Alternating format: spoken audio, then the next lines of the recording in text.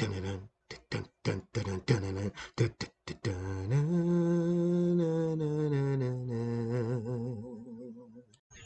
everyone and welcome to another episode of Trek Canon. So today we're going to be talking about Season 2, Episode 9 of Star Trek Strange New Worlds, entitled Subspace Rhapsody. First, this was another one of those episodes where if you look at it with an open mind, right, you will thoroughly enjoy yourself. This is a musical, basically. What's going on in this episode is this. The Enterprise is scanning this anomaly, basically a ribbon. First of all, let me say that the ribbons in Star Trek are pretty awesome.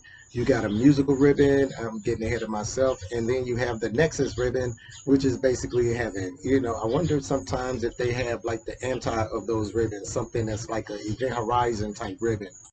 In the process of them scanning this ribbon, right, Uhura decides, with the help of Spock, trying to analyze it and see if they can further their subspace transmissions, which would increase their, reach through the speed of their transmissions throughout Starfleet about, I think, 3 times.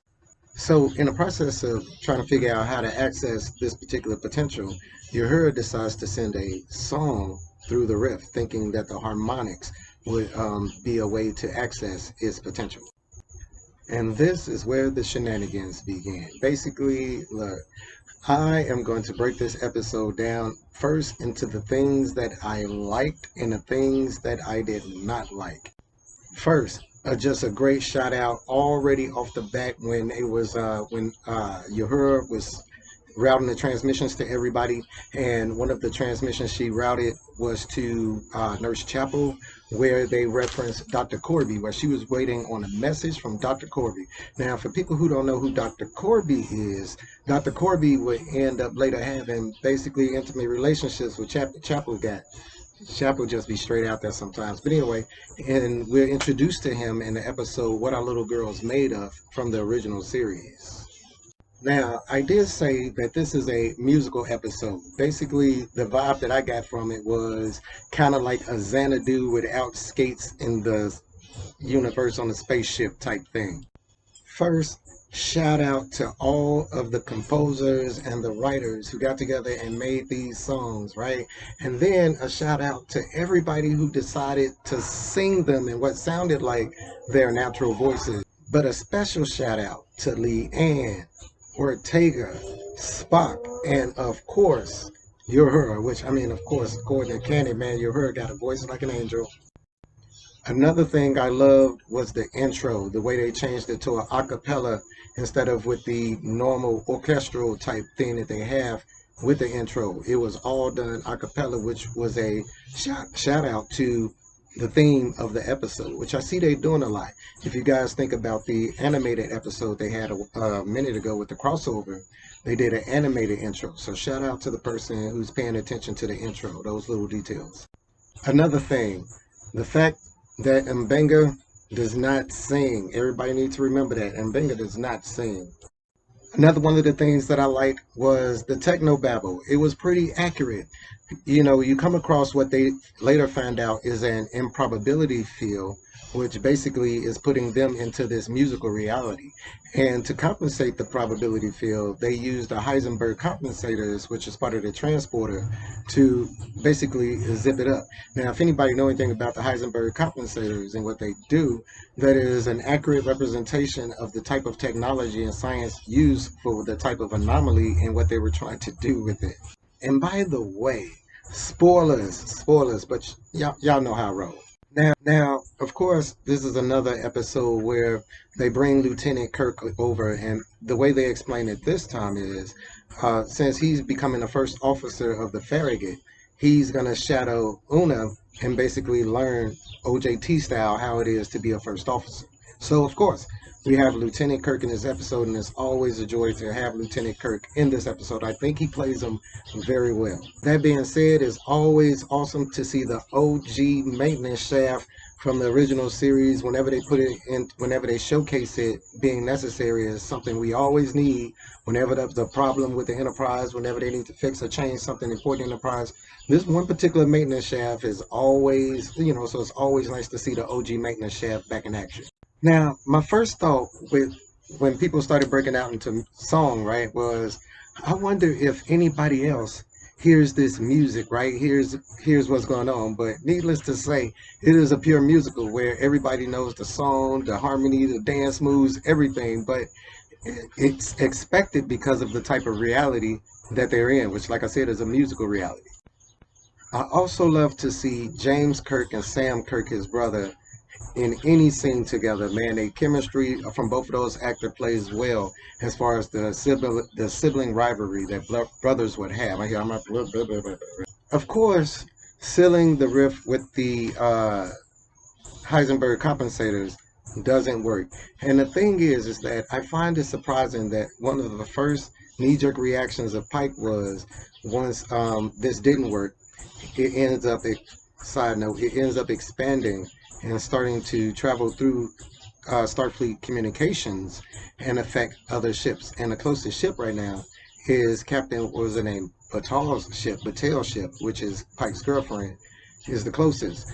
And the thing is, right, is that Leon, she kind of warns Pike on a turbo lift. She's like, hey, man, this is a security risk because basically we start singing when our emotions are heightened, and if we start singing about something that we feel negatively about, it can really expose some secrets and things that we don't want people to know. And that was on full show, man, when Batel contacts the Enterprise, man, at Pike, and Batel start singing to each other, and Pike is really like, okay, first of all, I love this, I love the song.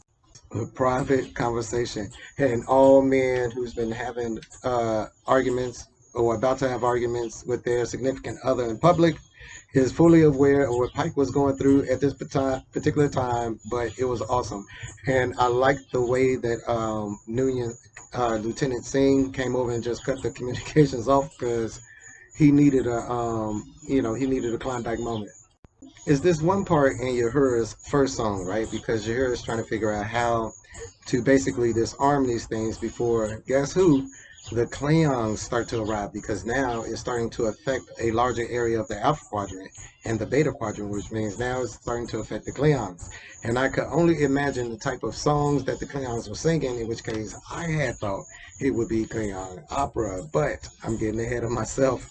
Now, the thing is that the Klingons are going to arrive because they basically sense what's going on. They don't like it no more than anybody in Starfleet likes what's going on.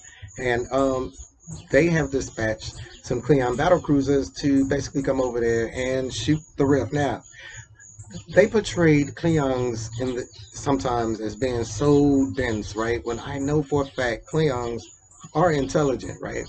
So I'm thinking that if Pike had just simply explained to the Klingons, which, as I understood later in the episode, they wasn't receiving any hells because they had started singing, but I'm getting ahead of myself again, right?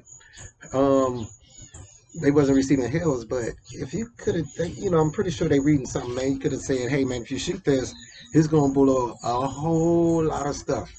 But I'm pretty sure then the Klingons would have analyzed and realized that Starfleet would have been all decimated and they would have had half their people. And I think they would have been crazy enough to go for it. And I just called them smart. Let me just say, when they did open up communications to receive the Klingon video, right?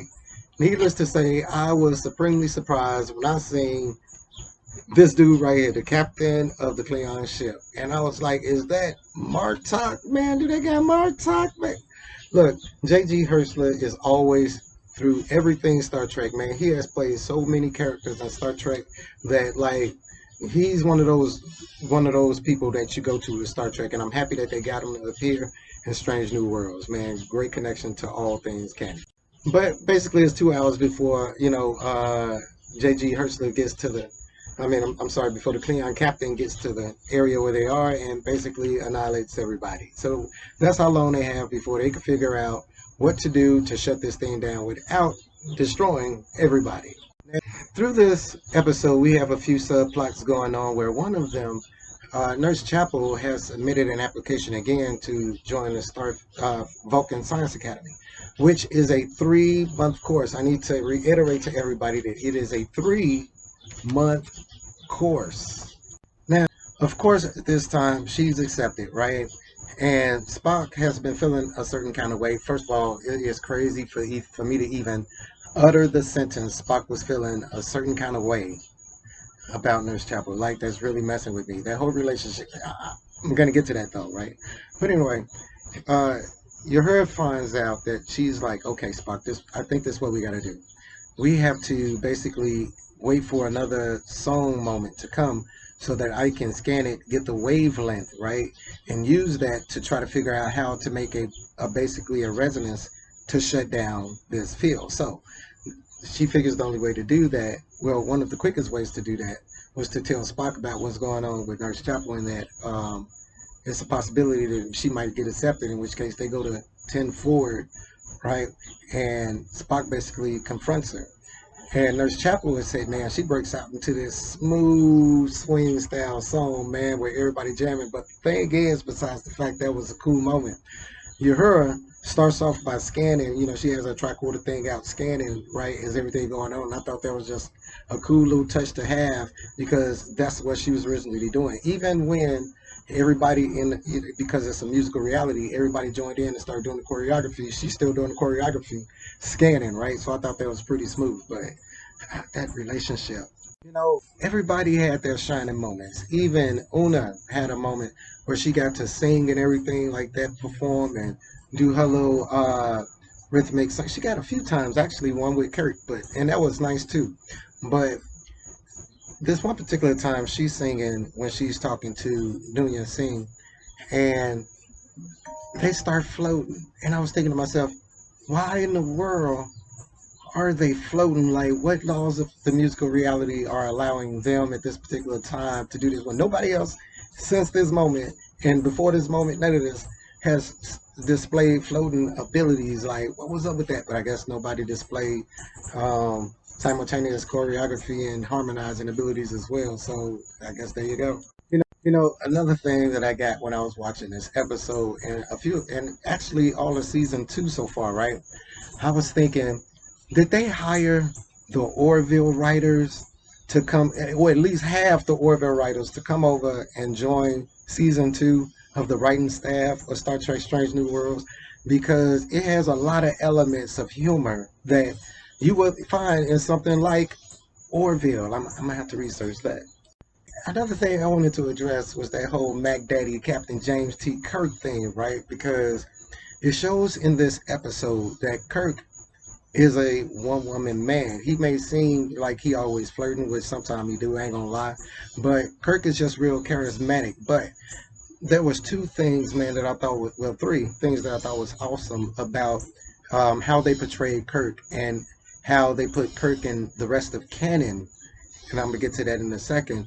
In this particular episode and in this short conversation that he had when Nunya Singh decided to finally spill the beans on how she feels and how she met him in another timeline, right? All within how she could walk the whole breaking the timeline thing. Now, the thing is this. He brought up that he was in an on and off relationship again with Carol Marcus. Everybody knows who Carol Marcus is, right?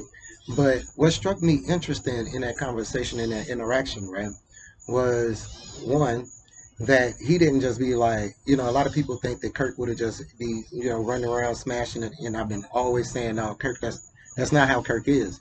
Unless it has something to do with the mission, that's the only time he's usually trying to finesse, somebody of the opposite sex. Now, one, it showed that Kirk was not, he's seen as a lady man, but when he's in a relationship, he's faithful to that relationship. The second thing it showed was that they were in an on and off relationship again, which was known in canon since the movie, what was it? The Search for Spock, right? Now, another thing was that he mentioned that Carol Marcus was pregnant, right? And I was with David, and I was thinking to myself, man, hold up. Does the math play out right as far as Carol Marcus being pregnant at this time with David? So I decided to do the math. So David was born in either 2259 or 2260, right? The first time we run across the Enterprise in Discovery, what was it, season 2? The timeline was what, 2258, right? That was about right. I think it's like 6 months later is the events of season 1 of Strange New Worlds, if I remember that correctly, right? I think that's about right. 6 months later. Let me see. What was it? The first episode with Kirk and them in it was what, 2265? That's what, 7 years before the events of Pike's second 5-year mission. So the people who decided to research David's birth chose, I guess, either 2258 or 2259. They truly did their research. This is one of the reasons why I think Star Trek Strange New Worlds shine. Before I continue to the finale of the episode, right, and wrap everything up, let's go over some of the things that I did not like about this episode. Some of the things that just irked me. Some of the things that you could say got under my skin.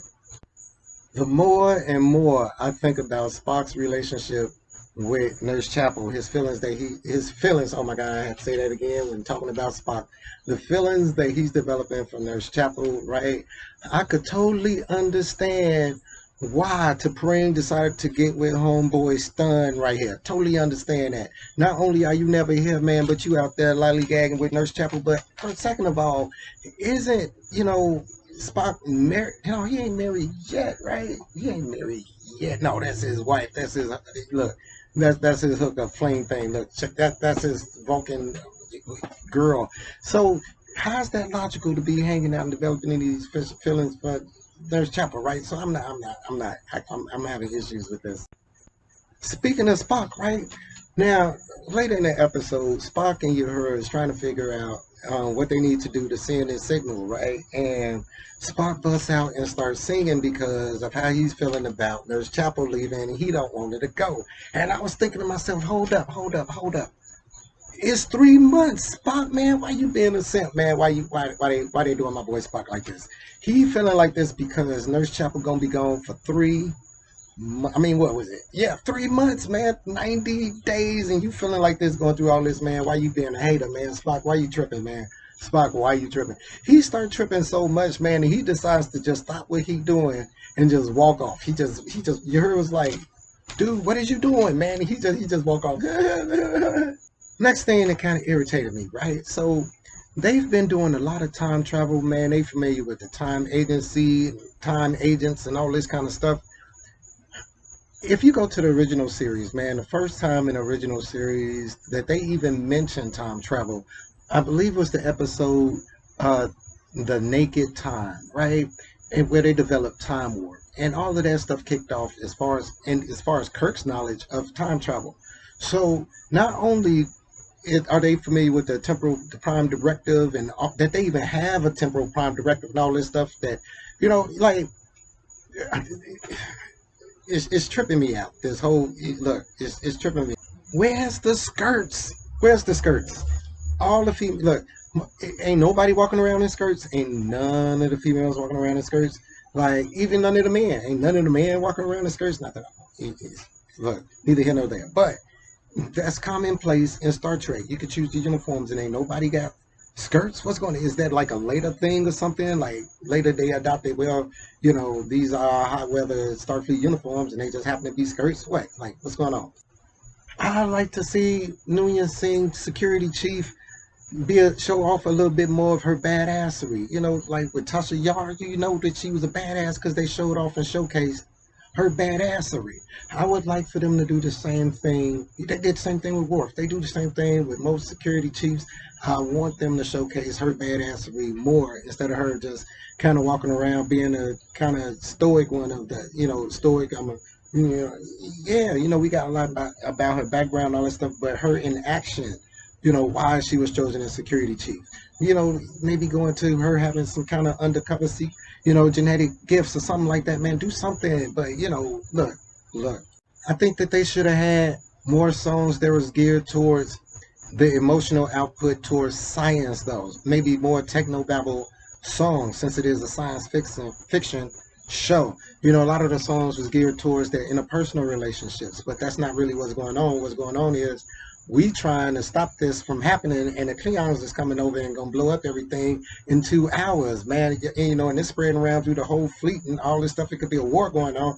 I would think the songs would be more towards that and how we can avert that kind of stuff right there. Not, oh, I'm feeling about Captain Kirk. That's weirdness to me. So your hero ends up figuring out, man, and briefing Captain Pike that the only way to stop this before the Cleons get there and decimate everything in 2 hours is to basically have a grand finale where they need everybody on the Enterprise to sing at the same time, right? Harmonizing and raising their voices and basically rejoicing and blowing the roof off this MF, to whereas they have to get the decibel level up to a certain amount to whereas it would dissipate this particular ribbon. This, of course, will be led by Uhura. Second of all, let me slide back. Uhura's song and engineering, man. Can we all agree that that song was what I call angelic? If that was the actress who did that, girl, you did your thing. You did your thing. Hats off to you. Look, look, you notice that she did that all by herself, right? None of the other actors was like, I ain't finna go in there and be standing around there while she belting those lyrics like that. Ain't nowhere in the world I'm standing around there. I mean, I did a good job, but she's doing that. She sang that song. So they open up the channels, right? And you're her starts by finally explaining to everybody, hey, you don't know me. I've been basically an introvert, but I know all of you, and she starts to try to elicit emotions from them. And they hear the music, nice little mellow tone. And what what follows is such a nice scene where everybody starts one by one on deck by deck, going through the choreography, man, going through the whole, West Side Story thing. Look, everything about what was going on was nice, man. Even Mbenga was like, you know what, I'll go ahead and join in on this. And the only thing I can think of is, right, if the Enterprise D was around here and Worf had jumped in on that, and look, let me say that the Klingon song, when the Klingons finally got there and they opened up Helen frequencies in the middle of the grand finale, and the Klingons came and you seen what was going on the Klingon ship, I almost choked to death. I had to go get an oxygen cylinder to get myself some oxygen because that right there, I was like, oh, I couldn't get any. It wasn't enough oxygen around me because of the laughter that had happened and befell me because of that right there. That right there was hilarious. So they end up getting a decibel level up high enough to whereas the ribbon dissipates in a spectacular fashion. Closing of the lights with the fireworks and everything like that. And look, the music, the nice TOS music that they had playing as everybody was celebrating on the bridge. That was a nice homage to everything that was going on. Of course, you still have to communicate with the Klingons and let them know that all of this is good and we don't need to have a war. And of course, who are they going to send over? Spock, who has a pretty decent relationship with the Klingons at the moment. And he comes back drunk from the blood wine, having had a good day. Now, they proceed to fix the relationship between Battelle and Pike, and they decide to go off into the sunset. And as they're leaving, your hero starts to hum, and everybody starts to look at her as if, "Hey, why are you singing? What's going on?" And I like the way the episode ended. Look, this was a great episode. I liked the turn that they did, but I like the way they explained the turn that they made and the cliff they decided to have faith of stepping off of. I think it was a great gamble, and I think it was a great addition to Star Trek and Star Trek canon. Great job. What did you guys think, man? Leave it in the comments. Put what you thought was the greatest number or whatever you liked about this episode or whatever you did not like about the episode. Ring the bell, subscribe to the channel if you haven't. And as always, peace, recycle, and say the whales. You guys be cool. Dun dun dun dun dun dun dun dun dun dun dun dun dun dun boom boom boom boom boom boom dun dun dun dun dun dun dun dun dun dun dun boom boom boom.